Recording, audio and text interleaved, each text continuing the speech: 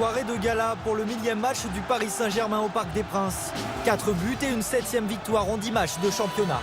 Exceptionnel, on a fait un match extraordinaire. Malgré une équipe remaniée, Paris n'a pas fait de détails face à Bastia. On a deux grands attaquants de classe mondiale et c'est un régal. Grâce au coaching de Laurent Blanc et au talent de ses stars, le PSG reprend la tête de la Ligue 1. 15h30 hier, les joueurs du Paris Saint-Germain arrivent au Parc des Princes. Les supporters ne le savent pas encore, mais les champions de France en titre vont leur offrir un feu d'artifice. Thiago Silva et Pastore blessés, Mota et Verratti suspendus. L'entraîneur parisien aligne une équipe complètement inédite. 6 Français, dont Rabiot et Ongenda, sont titulaires. Cavani est sur le banc. Ibrahimovic, lui, est bien là. Dès la 10e minute, il inscrit l'un des buts de l'année. Sur l'action, le pied du géant suédois s'élève à 1,66 m.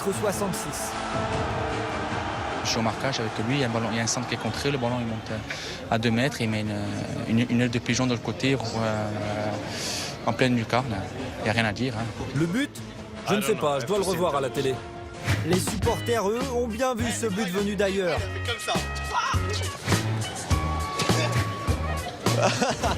Et ce n'est pas fini. 3 minutes après son chef-d'œuvre, Zlatan reprend de la tête le centre de Lucas.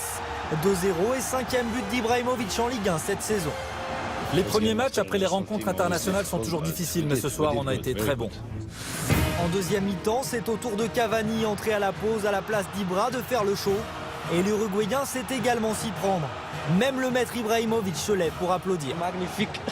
Ouais, un super but. Je pense que celui d'Ibra, il n'y a que lui qui peut le faire. Cavani, je pense qu'on l'a déjà entre guillemets vu. Mais oui, c'est d'une fluidité impressionnante et hyper rapide. Et c'est un super but aussi. En fin de rencontre, Cavani sur pénalty s'offre aussi un doublé. Mais pas de concurrence entre les deux stars de l'attaque parisienne. Il n'y a pas de compétition entre Ibra et moi. Notre compétition à nous, c'est d'essayer de marquer pour aider l'équipe à gagner. Cette victoire, c'est aussi celle de Laurent Blanc. Par ses choix et son jeu porté vers l'offensive, l'ancien sélectionneur de l'équipe de France a séduit les supporters parisiens. Il fait carrément son boulot et tout se passe très bien pour lui, il est carrément opérationnel. Il fait un meilleur début qu'Ancelotti. Franchement, au début, je pensais pas, mais là, vraiment, il est super. Vraiment, je commence à l'aimer. En début de semaine, après son match avec l'équipe de France, Blaise Matuidi s'est livré pour Téléfoot sur ce PSG version Laurent Blanc. C'est vrai que maintenant on se connaît un peu plus et c'est ça la différence. Après bien sûr qu'il y a eu un peu la patte Laurent Blanc aussi et, voilà, qui a ajouté justement à nos qualités.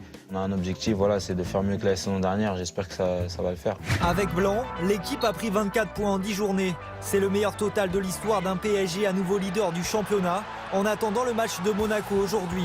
En coulisses, certains espèrent désormais être fixés rapidement sur leur avenir. C'est le cas de Matuidi qui a tenu à mettre les choses au point. Non, j'ai pas prolongé. C'est vrai que j'entends beaucoup parler à gauche, à droite.